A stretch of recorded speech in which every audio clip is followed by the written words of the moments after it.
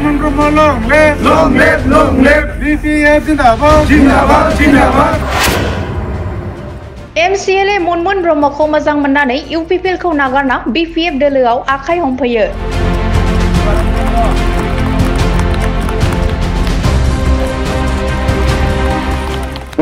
UPPL आवथ' जोङो दंमोन दंनायाव जोङो जेबो मोनथाय मोनाखै दा जोङो ओंखायनो जोङो BPF आव हाबदों।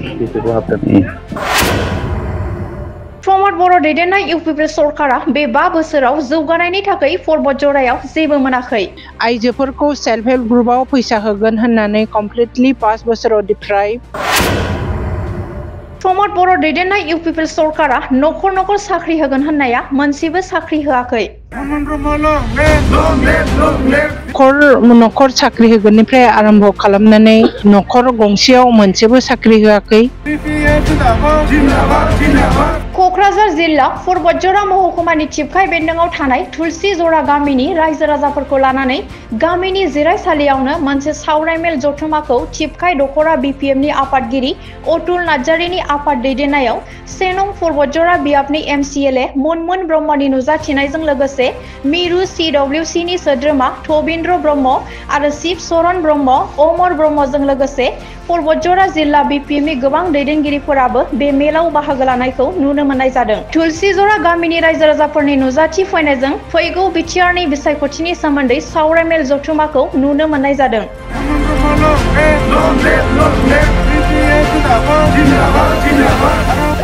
पर्बतजरायाव जों BPF हिसाबै रायजो राजाफ्रा बयनिबो हेफाजाब आरो रायजो राजाफ्रा हेफाजाब होनो अन्य दलनिफ्रायबो जोंनि दोलोआव जगदान खालामफैदों दिनै जोबोद मोजां खोथा खारन बिसोरो अनुभब खालामबाय बिथांमोनहा अनुभब खालामबाय जे बे 5 बोसोराव 2020 निफ्राय दिनै 2025 सिम प्रमद बर'नि जे सरकार बे सरकारा आइजोफोरखौ थगायनायनिफ्राय आरम्भ खालामनानै उन्नतिनि खेत्रआव जेबो पर्बतजरायाव हिसाबै जेबो मोनाखै। नखर साख्रि होगोननिफ्राय आरम्भ खालामनानै नखर गंसेयाव मोनसेबो साख्रि होआखै। जुबक समाजा कमप्लिटलि डिप्राइभ। रायजो राजाया लामा दथा इत्यादि कमप्लिटलि डिप्राइभ। आइजोफोरखौ सेल्फ हेल्प ग्रुपआव फैसा होगोन होननानै कमप्लिटलि 5 बोसोराव डिप्राइभ। अरुणोदय होगोन होननानै डिप्राइभ। गतिके बे रायजो राजाफ्रा दिनै अनुभब खालामदों जे जोंखौ डिप्राइभ खालामदों आरो जोंनि बर'फोरनि जोंनि BTCनि मोननांगौखौ अधिकारखौबो जुग जुगान्थरनि थाखाय बे सरकारा डिप्राइभ खालामनायनि लामा खालामगासिनो दं खामानि मावगासिनो दं। गतिके बे सरकारखौ जोगारनांगौ आरो हाग्रामा महिलारिखौ प्रतिष्ठा खालामफिननांगौ बे मिजिं थिनानै बयबो दिनै लोब जगदान खालामफैदों। दिनैनि दिनाव जोङो हा हुनि थाखायनो जोङो आन्दलन खालामदोंमोन। जोंनि हा हुआव जोंनि अधिकार गतिके जोंनि पर्बतजरा रायजो राजाया बेखौनो अनुभब खालामदों हा हुनि थाखायनो जोङो BTC लाबोदों जोङो आन्दलन खालामदों जोंनि बिभिन्न बिदा फंबाय बिब' बिनानावफ्रा मुंख्लं जिनाहारि इत्यादि जादों।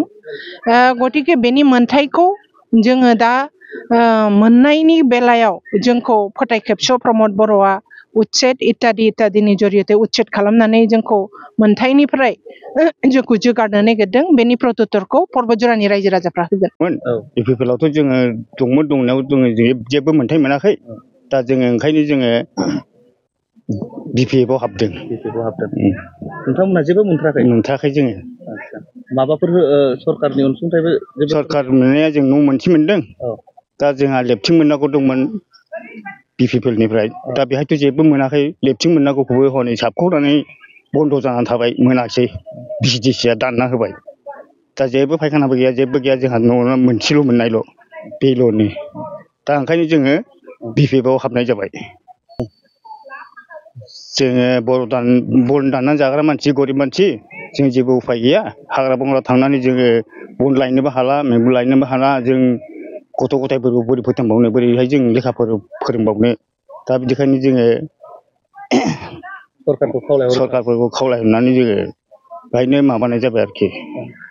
जाहाथे नोंसोर खामानि मावनानै जानो जों हायो खामानि मावनानै जानो हानाय बा जोङो फिसा फिसौफोरखौ फोरोंनो हानाय बेबायदि बन दानोबा नोंसोरबो बिराद उपद्रब खालायो दाननो हाया लायनो हाया बेफोरबायदि आरोखि साहा बागान गायनाय लबार गायनाय बा सोरनिबा जिख्लाबसे गय गायनाय बेफोरखौबो एम्फौफैनो नागिरबाय बेफोरबो एम्फौ थाइबाथ' जों मा खालामना जाबावनो बेबायदि नोंथांमोना साहा बागानाव खामानि मावनानै जायो नामा जों साहा बागानाव खामानि मावनानै जाया जों बन दाननासो जायो